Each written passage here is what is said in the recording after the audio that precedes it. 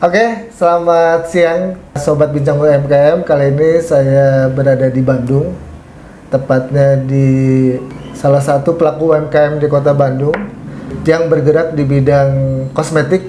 Ya, mungkin teman-teman baru tahu nih ternyata kosmetik itu bisa masuk juga ke kategori UMKM. Kita akan ngobrol santai nih dengan Mbak Fitri.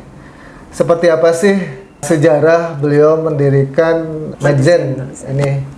Kita langsung ngobrol santai ya dengan beliau. Assalamualaikum Mbak Fitri. Waalaikumsalam. Apa kabar? Alhamdulillah baik. Teh, boleh diceritakan seperti apa sih awal mulanya terinspirasi membangun usaha Medzen ini? Oh iya. Jadi sebelumnya gini Kang Nana. Tahun 2017 saat itu saya masih tinggal di Brunei. Saya masih tugas di Brunei. Saya ketemu dengan Teh Dini. Teh Dini waktu itu perwakilan Jawa Barat untuk misi dagang di Brunei. Nah kebetulan waktu itu karena saya di kedutaan, jadi ketemu, ngobrol. Waktu itu sudah ada Moza. 2017 itu Moza sudah beberapa tahun. Begitu ngobrol-ngobrol, saya ngerasa klik. Saya tanya sama Teh Dini, sudah punya kosmetik dan skincare nggak? Belum, dan saya nggak paham, kata Teh Dini itu. Oke, saya bilang, mau nggak saya kenalin sama suami? Kebetulan suami backgroundnya dokter yang belajar estetika gitu kan. Nah nanti akhirnya kata ini, oh boleh, kata dia. Akhirnya kita sejak pertemuan itu kita komunikasi, kita meeting, saya ke Jakarta, kita ketemuan, saya ke Bandung, kita ketemuan segala macam, sampai proses terlahirlah Medzen. Medzen itu namanya tulisannya Madzen, jadi kita bacanya Medzen, artinya itu membuat menjadi cantik. Harapannya memang dengan kita buat Medzen ini bisa membuat perempuan-perempuan Indonesia itu terlihat lebih cantik lah ya Pak. Dirawat dengan skincare-nya dan dipoles dengan make up-nya. Jadi sejak itu mulai kita merancang untuk membuat pertama kali itu produk pertama yang kita buat itu lip matte dan lipstick. Lip matte dan lipstick. 2019 Medzen itu sudah mulai ada lip matte dan lipstick, tapi masih di bawah PT Moza. Masih berada di bawah PT Moza. Nah, sekian waktu perkembangannya itu lumayan pesat dan saya masih berada di Brunei. Akhirnya Teh Dini bilang, saya udah nggak sanggup, kata Teh Dini pegang. Kalau mau lanjut, ayo pulang, kata dia gitu kan. Ayo pulang. Jadi akhirnya kebetulan pandemi kan, 2020 pandemi, 2021 pandemi, akhirnya 2021 akhir itu saya pulang. Saya resign dari Brunei, saya pulang ke sini, ya udah fokus akhirnya di Medzen gitu kan. Nah, setelah saya pulang, baru kita merencanakan launching berbagai macam produk selain yang lipstick dan lip matte. Makanya sampai ada bedak padat, bedak tabur untuk yang kosmetiknya, ada lip care baby rose, ada lip tint, sampai akhirnya ada skincare untuk brightening seriesnya. Nah, jadi setelah itu akhirnya Medzen ini berdiri di bawah PT sendiri, jadi bukan di bawah Moza lagi. Moza ibaratnya brand sister, saudara lah ya, saudara. Nah jadi berada di bawah PT sendiri, namanya PT Medzen Kosmetika Utama. Nah kita memang memproduksi kosmetik dan skincare. Nah orang-orang banyak bilang Medzen maklun katanya gitu kan. Kita bilang ya kita maklun, tapi kita bukan yang maklun murni. Maklun murni itu kan ibaratnya kita kerja sama pabrik punya produk, gitu kita tinggal ganti labeling nama gitu. Itu namanya maklun murni. Tapi kalau kami tidak. Kami punya ingredient itu yang kita olah, bikin sampel di pabrik, kita uji coba, setelah cocok baru kita urus untuk diproduksi seperti itu, Kang. Ada beberapa pabrik yang menawarkan maklun 100%. Oh, ada? Ada. Tergantung bagaimana kita mau mengkrit untuk jualannya aja. Kalau kami, karena kita punya yang R&D-nya dokter dan kebetulan menguasai secara ingredient, ya udah kita punya ingredient sendiri gitu. Dari 2017 awalnya sampai sekarang 2023, 6 tahun ya? Prosesnya 6 tahun, tapi mulai Medzen ini running itu di 2022, Maret 2022. Tim kita baru bentuk tim untuk running.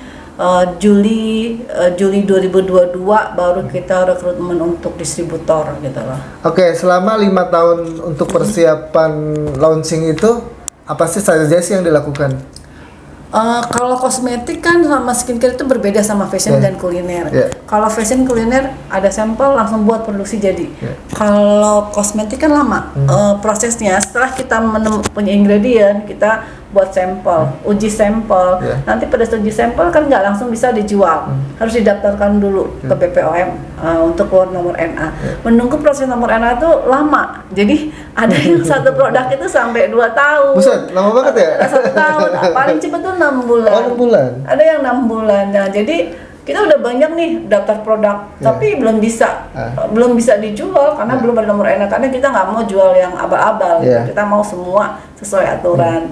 Jadi akhirnya proses beberapa tahun itu ya nunggu proses izin perizinan, keluar NA1 kita produksi, baru bisa gitu kan. Dan keluar NA-nya itu nggak bisa sekaligus jebret gitu loh. Kok kayak baju nih kita punya 10 model, langsung bikin 10 model, udah oke, udah segala macam kita foto segala macam, langsung produksi. Enak ya kalau baju. Kalau kosmetik sama skincare nggak bisa, mesti NA dulu keluar, baru produksi jalan. Oke, berarti bagi teman-teman UMKM yang nggak sabar ya, jangan berbisnis ini kosmetik, karena ternyata rentetan waktunya lumayan lama. Benar. Ya, Teh, harus sabar banget ya. Harus sabar banget. Nah, satu lagi saya lupa menyampaikan. Pada saat selesai kita buat sampel itu biasanya kita ada namanya uji ketahanan, uji ketahanan produk. Itu memakan waktu juga. Ada yang satu produk itu 1 tahun dulu lihat, nih setelah 1 tahun berubah nggak ya bentuknya, berubah nggak ya baunya segala macam. Karena kita kan tidak mengandung zat yang berbahaya, zat yang bikin awet gitu kan, ya merkuri, hidrogen segala macam nggak mengandung itu. Nah, kalau uji ketahanan itu pada saat proses dalam beberapa bulan dia ada perubahan, itu tidak akan jadi kita produksi. Akhirnya gagal. Yang akhirnya kita membuat sampel ulang. Dari nol lagi? Nol lagi. Oh. Itu yang waktu yang membuat lama itu seperti itu. Beda kalau baju. Baju salah jahit tangan, cuma tangannya doang yang dirubah kan. Kalau kita harus total semua dirubah. Jadi emang proses itu yang lumayan memakan waktu. Kenapa bisa kok lama banget? Orang-orang kadang bilang gini, kok Majen lama banget sih nggak ngeluarin produk baru. Bukan nggak ngeluarin produk baru setelah produk yang ada keluar, tapi kami itu nunggu beberapa notif keluar. Udah ada daftar keluar produk ini. Tapi notifnya belum keluar, nggak berani gitu loh, nggak berani untuk berjualan yang tidak sesuai dengan aturan. Nah, Teh, mungkin teman-teman bertanya juga nih, kok kosmetik bisa masuk kategori UMKM nih? Iya. Boleh diceritakan seperti apa sih? Iya. Kebetulan gini, kan kategori UMKM itu sendiri adalah usaha yang bermodalkan di bawah 2 miliar, kalau saya nggak salah ya kan, kalau salah nanti diperbaikin, dan beromset masih di bawah 2 miliar dalam 1 tahun. Nah, Majen ini masih dalam kategori yang itu kan, karena gini, Majen ini benar-benar murni modal perorangan. Kebetulan dari 3 Majennya yang pergi 3 Kang. Jadi Teh Dini, Pak Iing Majalengka, Pak Iing Misaludin, dan suami saya Dr. Fauzi gitu kan. Nah, jadi itu pun ibaratnya kita benar-benar yang modal sendiri tanpa support dari pihak ketiga gitu kan. Nah, dari modal itu aja kita kelola. Sementara kosmetik itu kan kita nggak bisa kayak fashion yang cuman bikin nyoba deh bikin 1 kodi gitu, nggak bisa. Dia ada MOQ. Setiap produk per item tuh ada MOQ. MOQ terendah biasanya per 1.000 gitu ya. Kalau mau harganya bisa turun gitu kan. Nah, dari situ aja kita kan karena modalnya terbatas, ya kita belum bisa untuk MOQ yang langsung kayak orang-orang yang kategori yang sekarang banyak viral yang sekali bikin langsung 10.000 sekian ribu dan yang jor-joran gitu ya. Nah, kita nggak harus seperti itu. Sama kita juga menjaga kualitas. Jadi benar-benar ya udahlah, kita ibaratnya pelan-pelan asal kelakon gitu loh. Jadi step by step aja kita laluin. Yang penting kita perusahaannya sehat. Terus maksudnya semua juga berjalan dengan sesuai di jalur-jalurnya dan ada perkembangannya gitu. Jadi kenapa disebut UMKM? Karena ya itu, kita modalnya kecil, nggak seperti perusahaan yang orang ngebayangin kalau dengar kosmetik sama skincare itu memang di atas MM-an. MM-an ya Kang ya. Nah, kalau kita nggak sampai itu kan, dan kita hanya berputar di situ, berputar dari yang sudah kita ada itu aja berputar, nambah lagi, nambah produk itu aja yang kita putar gitu loh. Dan omset juga dalam 1 tahun ini kita belum mencapai 2M gitu, baru 1M-an lah ya. Jadi masih masuk kategori UMKM. Ya. Emang masih harus dibina. Itu teman-teman, ternyata kosmetik pun dikategorikan UMKM selama modalnya itu masih di bawah aturan yang ditetapkan sebagai kategori UMKM ya. Iya, Teh Fitri. Boleh diceritakan itu pengalaman membangun Medizen ini terkait dengan UMKM, misalnya ikut pameran atau apa gitu? Kebetulan Medizen ini biarpun baru 1 tahun, ibaratnya itu masih bayi ya, bayi yang baru belajar jalan ya Kang ya. Kita udah beberapa kali itu diundang, 2 kali diundang ke JCC. JCC itu kebetulan yang pertama ada ISEP itu yang pameran syariah untuk UMKM, ekonomi syariah untuk UMKM, itu kita diundang, dan kita kebetulan satu-satunya brand kosmetik dan skincare yang UMKM gitu. Satu-satunya di mana nih? Waktu di acara di JCC ISEP. Oke, bukan. Jadi, maksudnya itu yang diundang siapa aja? Yang diundang seluruh Indonesia. Seluruh Indonesia. ISEP itu kan eventnya BI, BI Syariah yang di seluruh Indonesia, ekonomi syariahnya BI itu yang seluruh Indonesia. Dan kita satu-satunya UMKM yang bentuknya kosmetik dan skincare. Yang dari seluruh hall itu banyak fashion, kuliner gitu kan, craft, dan yang kosmetik dan skincare memang cuma kita. Dan memang bener karena masuk kategori itu gitu loh. Makanya kita kategorikan, oh iya masuk undangan UMKM. Gitu loh. Nah, jadi unik juga nih teman-teman ya. Kebanyakan di event itu adalah kuliner, kerajinan, fashion ya. Gitu kan. Ternyata kosmetik cuman satu ya. Satu-satunya. Secara UMKM iya tidak ada kompetitor. Tapi di atas yang lebih besar banyak dan mereka berani jual dengan harga murah. Kenapa? Karena modalnya besar, gitu kan. Produksinya banyak. Ya kita kan udah gitu banyak yang sekarang viral itu kan kebanyakan yang bukan asli diproduksi di Indonesia. Banyak yang regular itu. Jadi biaya produksi itu murah banget, beda sama kita yang produksi di lokal. Jadi kita tuh bersaingnya sebenarnya gini. Jadi memang kalau orang melihat Medizen, orang melihat gini dari sisi kemasan, wah laks banget, mewah gitu kan. Mewah, nggak mungkin UMKM. Iya, gitu betul. Nah itu. Ya kan? Nggak mungkin UMKM gitu kan, nggak mungkin ini UMKM. Tapi begitu orang tahu lebih dalam lagi tentang Medizen, pasti mikir, oh iya bener, memang UMKM. Karena memang kita bener-bener murni, modal kecil terbatas, sama ya apa adanya gitu loh. Jadi memang murni dari kita, dan mengembangkannya tuh nggak bisa kayak orang-orang yang langsung bisa punya pabrik gitu. Terbatasnya begitu karena benar-benar benar-benar UMKM gitu kan. Kalau orang melihat kemasan begini ya kan, masih mikirnya ini bukan UMKM.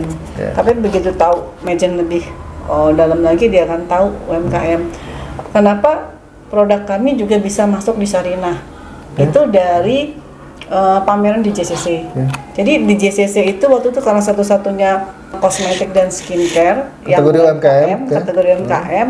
Nah, akhirnya Sarinah itu kan sekarang lagi banyak mencari brand lokal. Sarinah Mall itu lagi mencari banyak brand lokal yang diproduksi di lokal, kosmetik dan skincare gitu loh.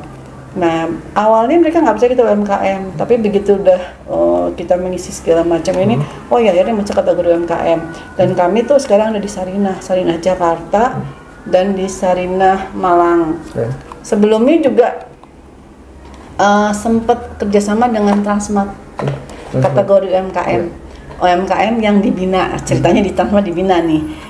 Di kami waktu itu kemarin diminta untuk mengisi seluruh brand Transmart. Strategi apa yang dilakukan Medizen untuk mengembangkan produk ini? Kita sekarang lebih banyak main di digital marketing. Gitu. Ya, lebih ke marketplace. Jadi sebelumnya memang kita ada juga sistem keagenan. Cuman kan sekarang ini mungkin teman-teman juga tahu ya Kang ya.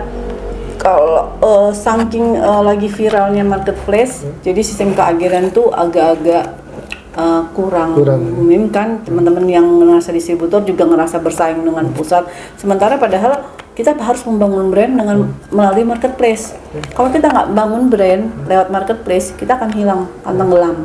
Nah, sementara kadang-kadang teman-teman distributor berprasangka gitu, pusat aja jualan sendiri gitu kan, masa kita bersaing? Padahal tidak sebenarnya. Sebenarnya brand pusat itu justru bersaing dengan brand lain.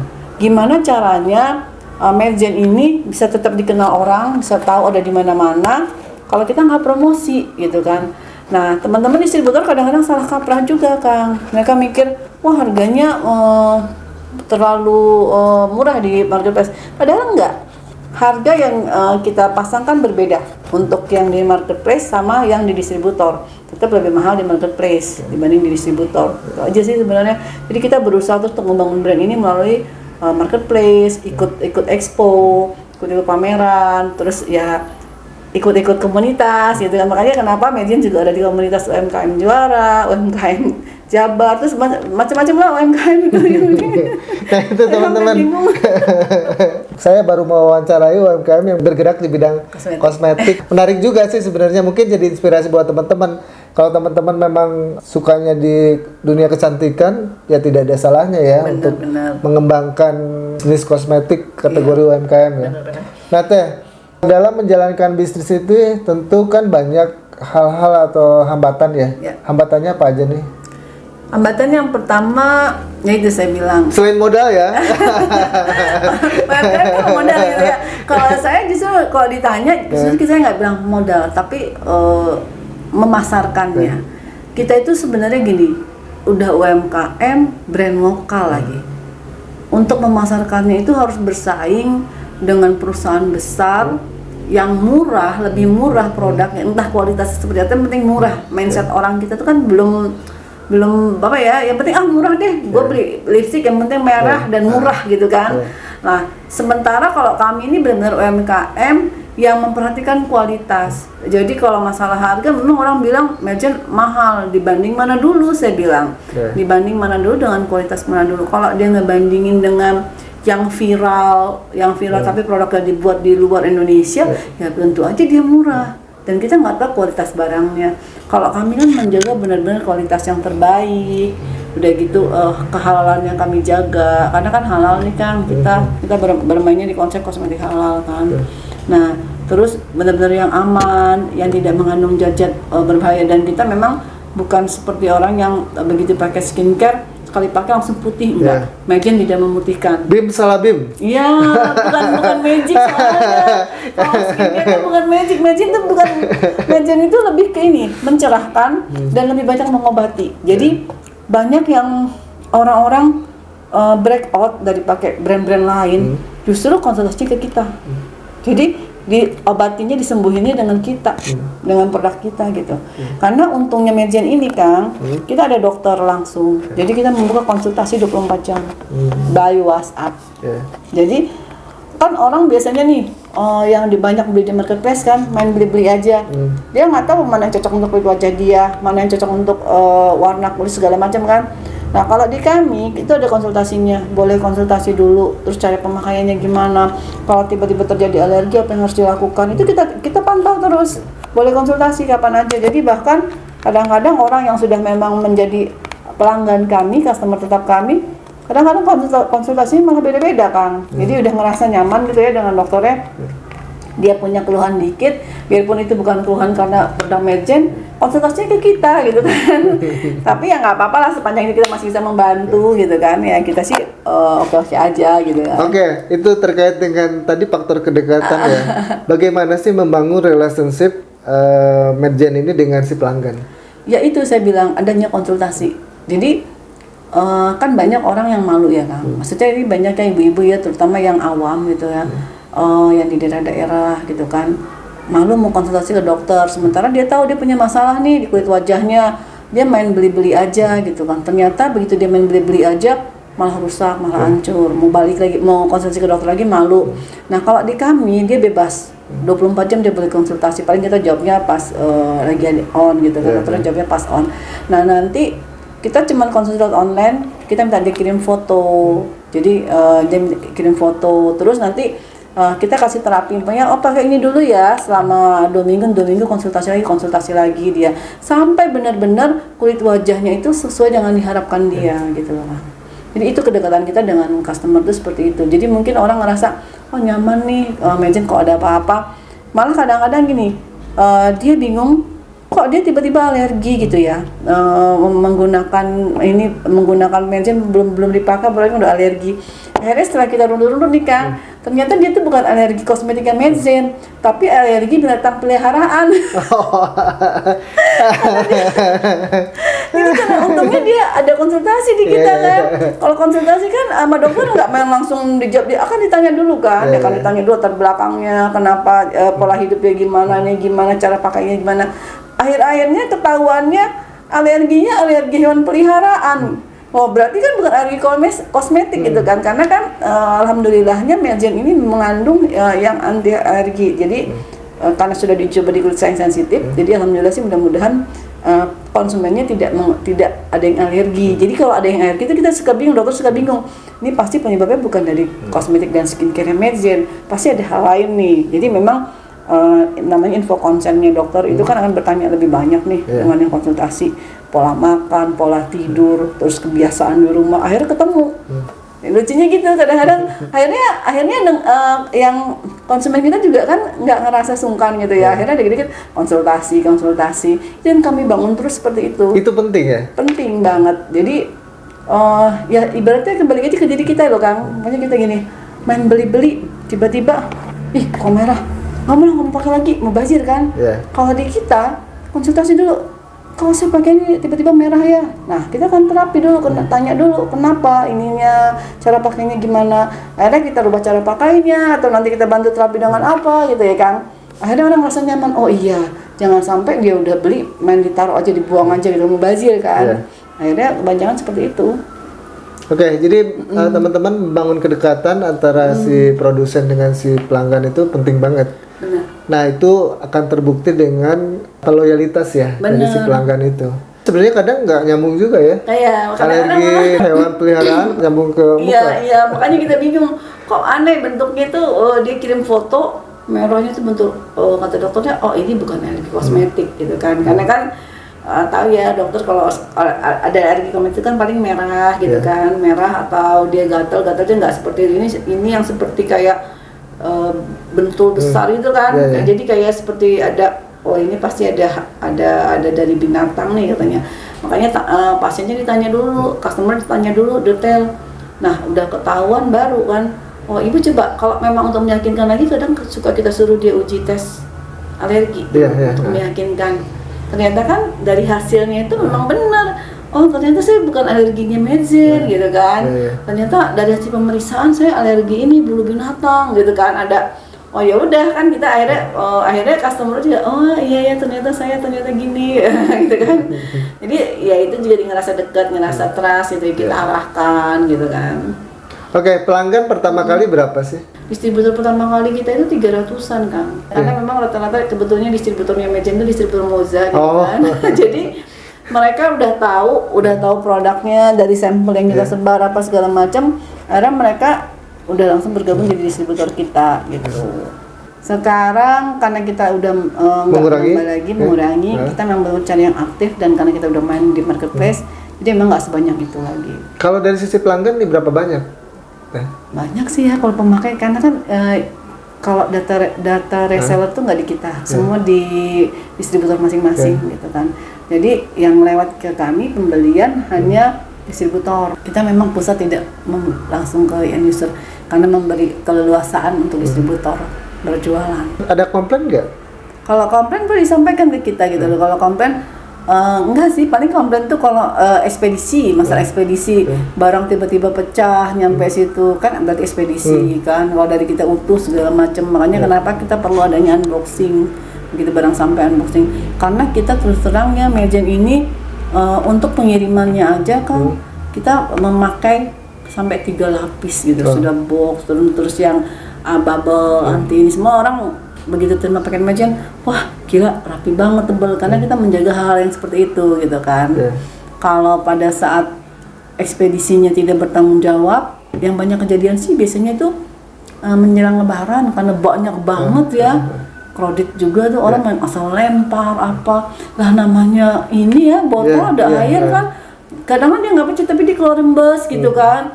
Ya itulah Cuma itu doang sih resikonya. Resiko di ekspedisi ya? Iya, ekspedisi. Kalau untuk produksi alhamdulillah selama ini aman, maksudnya nggak ada komplain yang berarti gitu kan. Mungkin gini, komplainnya misalnya kok setelah saya pakai Medzen kok jadi lebih putih. Cerah ya, iya kebanyakan.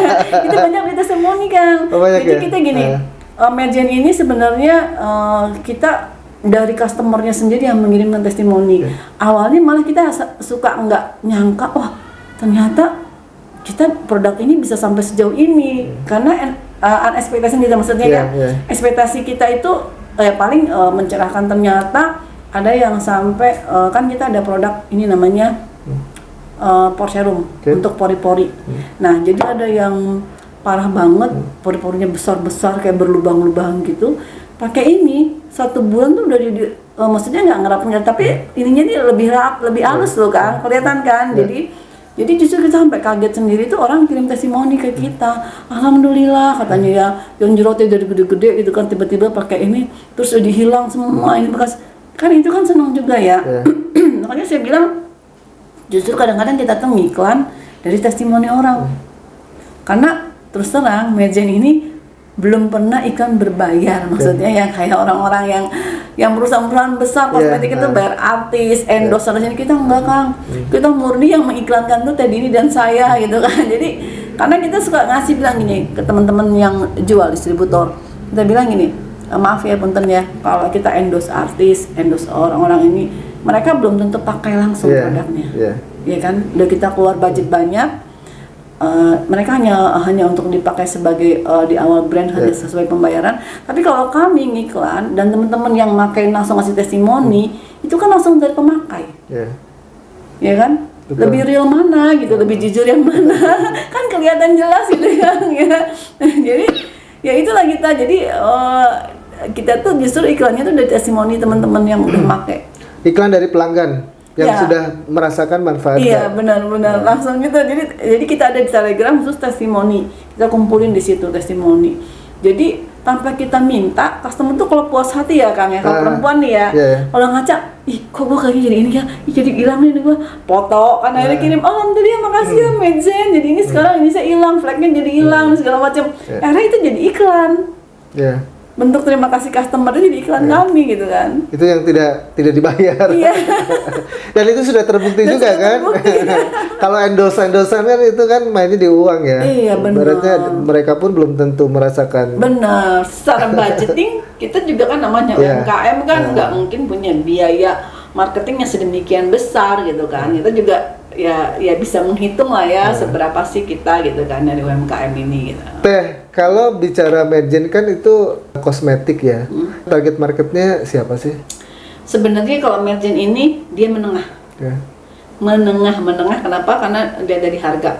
Kalau targetnya sih perempuan mulai dari remaja ya, mulai dari remaja. Sebenarnya kalau untuk beberapa produk kayak facial wash, sunscreen, day cream dan daily sun ini itu bisa laki-laki, tuh kan. Dan kalau untuk skincare laki-laki itu bisa tuh Kang. Oh bisa ya? Laki-laki bisa. Karena kita nggak ada masukan perempuan, banyak juga customer laki-laki. Justru saya Nah itu yang saya tanyakan. Selama ini kan yang jualan itu Mbak Fitri tadi ini kan perempuan ya. Kok kayaknya saya lihat belum ada testimoni laki-laki nih. Ada ya? Justru gini. Dokternya sendiri Dokter Fauzi pakai, kan dia harus mencoba nih, produk harus dicoba dulu semua sama dia. Dan hari-hari memang pakai untuk facial wash, day cream, daily sun itu memang pakai ya. Karena kan kalau laki-laki terbatas, nggak boleh pakai lipstick gitu kan. Jadi pakai ini. Nah justru Kang testimoni laki-laki pertama kita dapatkan dari pemakai. Jadi ada yang beli melalui distributor, itu guru, dia tuh mukanya kusem banget, pucuk ya laki-laki ya segala macam. Sempat dia bilang saya tidak percaya diri untuk ngajar di kelas, insecure. Akhirnya dia coba beli, kita arahkan, dia konsultasi dulu, kita arahkan pakai paket namanya paket POR. Jadi sebulan kemudian dia kirim lagi sendiri tanpa kita minta tuh kan, dia kirim foto selfie gitu kan, terus dia bandingin, saya udah lebih percaya diri kata dia mengajar di depan kelas. Kan kita senang ya, alhamdulillah. Akhirnya testimoni itu yang kita pakai untuk iklan. Akhirnya orang bilang, oh bisa untuk laki-laki, bisa kita bilang gitu kan. Ini buktinya. Nah ternyata banyak juga anak-anak distributor yang laki-laki yang di pondok Kang. Kan anak pondok biasa ya, jerawat segala macam. Jadi anak itu sama ibunya dibawain facial wash sama face toner. Nah Sekarang anak tuh ketagihan, mukanya jadi mulus. Akhirnya teman-teman di pondok juga ikut pesen tuh ke ibunya. Nah, dia kalau mau ditengok sama orang tuanya cuma minta bawain ini. Vespa sama Vespa untuk laki-laki anak pondok, ya kan? Itu menarik tuh. Iya. Ternyata apa yang tadi disampaikan oleh Mbak Fitri bahwa ya Mary Jane itu bukan gendernya hanya untuk perempuan, laki-laki pun bisa ya. Bisa. Walaupun memang ada beberapa kosmetik yang untuk perempuan only ya. Bener. Kalau skincare dia bisa untuk laki-laki gitu kan. Kalau kosmetik terbatas hanya shooting cream. Shooting cream kan ini. Kalau kosmetik hanya terbatas di lip care. Lip care itu kan kita ada jual paket umroh. Jadi waktu yang bapak-bapak umroh kan panas, dingin tuh pakai lip care untuk bibir kan. Jadi lip care. Jadi dia kayak lip gloss ya? Iya, tapi ini kita memang warnanya warna bibir gitu kan. Banyak yang pakai bapak-bapak semua. Jadi banyak testimoni dan memang mereka akhirnya bibir tidak mengelupas, tidak perih, nyaman untuk konsumsi minuman apa selama beribadah umroh gitu kan. Akhirnya itu menjadi testimoni juga, ada juga itu. Jadi ya memang kadang-kadang bapak-bapak gini, bahkan ada distributor nih, dia baru pakai, kok kata dia tiba-tiba skincare saya habis di rumah. Dia lihat tuh suaminya yang pakai, pantesan mukanya lebih cerah katanya ya. Nah itu kayaknya saya perlu coba juga nih produk Mary Jane nih. Karena saya banyak bertemu dengan orang nih. Ini ada lotionnya nih. Kalau lotion kan boleh dipakai perempuan laki-laki ya. Jadi dia lebih dia kan lebih ke brightening, lebih ke mencerahkan dan enak. Wanginya jangan yang wanginya juga. Kalau ini kesini jadi agak dia lebih ini kan. Jadi lebih lebih kelihatan cerah. Bisa bawa jadiin sebelah, tapi tidak memutihkan. Lebih membuat kulit lebih lembab ya. Lebih lembab ya. Jadi nggak kering pisan kan? Kalau kulit kita terlalu kering kan timbulnya gatal. Betul. Iya. Saya malah facial wash ini saya taruh di kamar mandi pakainya serumah. Suami, anak saya kan remaja ya. Pakai. Jadi karena memang aman, enak. Kita memang sengaja buat kosmetik sama skincare ini yang benar-benar aman dan ringan gitu loh. Sama ibu-ibu juga yang nggak biasa make upan, begitu pakai Mary Jane, pakai kasennya ini ringan banget, jadi nggak menor, nggak tebal untuk hari-hari, bedaknya juga gitu kan. Memang kita buat sedemikian rupa biar orang tuh nyaman, bukan menjadi beban seperti kayak ngelenong ya pakai makeup gitu kan. Ini lebih santai aja. Lebih natural juga ya. Jadi lebih seperti kayak sehari-hari nggak pakai make up gitu kan. Tapi tertutup noda-noda kalau ada lagi perawatan flek apa gitu kan. Nah sekarang ada berapa varian sih dari Mary Jane ini? Kita ada 16 jenis produk, tapi itunya warnanya macam-macam. Kalau lip matte kita ada 10 warna, lipstick ada 8 gitu kan, lip tint ada 6, kalau bedak macam-macam 3 warna, tapi untuk jenis itemnya semua 16. Baru 16 dan masih akan berkembang terus. Target kedepannya seperti apa sih dengan Mary Jane? Pengennya Mary Jane ini bisa besar banget, jadi perusahaan yang besar juga ya, bisa punya pabrik sendiri dan bisa membantu banyak ibu-ibu rumah tangga tuh yang ingin berusaha gitu kan. Kita kan sekarang tuh banyak sih kemitraan tanpa modal. Nah seperti itu aja lah, biar bermanfaat lah untuk banyak orang. Nah keunggulannya apa sih Mary Jane dengan yang lain itu selain harga? Harga kan katanya mahal ya? Menengah sih, nggak mahal juga kan? Kalau kategori mahal itu tergantung orang ya. Kalau orang tahu kualitas barang, bahkan ada yang tahu kualitas barang Mary Jane bilang bagus sama dengan brand luar ya yang mahal yang juta-jutaan itu mereka bilang murah. Orang lebih mikir ke kualitas. Kalau orang sudah pakai cocok dan dia nggak ngeliat harga lagi, biasanya gitu sih. Iya kan? Iya betul. Jadi memang kalau orang pertama kali bilang kok agak mahal ya, dibanding mana dulu? Kalau dibanding yang brand yang viral, yang macam-macam itu kan kita nggak tahu kualitasnya. Kalau kami kualitasnya boleh diuji gitu kan, boleh boleh diadu lah ya, ibaratnya dengan PD. Aman berarti kan? Aman. Produknya aman, sudah lewati berbagai sertifikasi ya? Sudah halal, BPOM, dan alhamdulillah kita nggak kalah dengan brand-brand luar kan, karena kita kan biasanya gini, kita mau produksi ini dengan ingredient ini, kita punya brand macam mana gitu kan. Kalau kayak ini kayak brand luar. Kalau ini yang mengatakan justru bukan kami. Jadi waktu pameran di JCC, saya nggak tahu, ada customer datang bolak-balik, dia coba segala macam, balik lagi dia coba.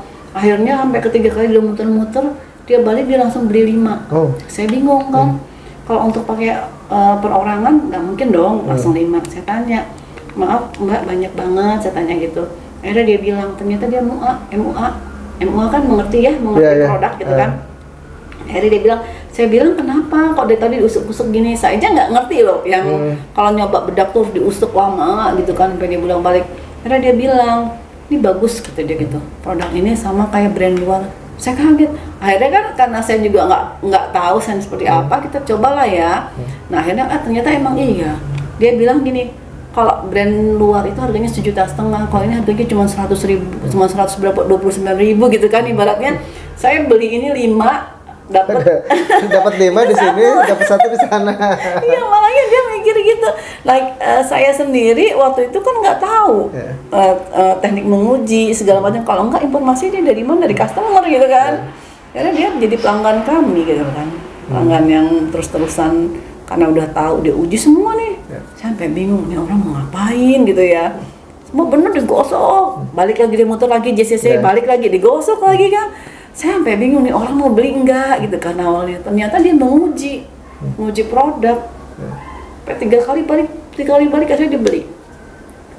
Sambil 5. Oh, saya bilang begitu ya. Ada kisah unik nggak dalam menjalankan bisnis meja ini? Kisah uniknya apa ya? Sebenarnya uniknya itu kadang-kadang dari customer sendiri sih Kang. Yang itu yang saya bilang, yang tiba-tiba kalau tadi yang habis ternyata suaminya mukanya lebih mulus, ternyata diam-diam suaminya pakai juga gitu kan. itu kan ngerasa oh iya ternyata suaminya nggak mau kalah juga dengan istrinya, ternyata dicoba enak, akhirnya suaminya ketagihan, sekarang suaminya udah punya produk sendiri nggak pakai istrinya lagi gitu kan. Ya gitu-gitu sih Kang. Memang ya kalau memang kita kan karena gini, kalau di fashion tuh kan bedanya selalu berinovasi ya. Setiap minggu bisa ganti model, bisa ganti jenis kain.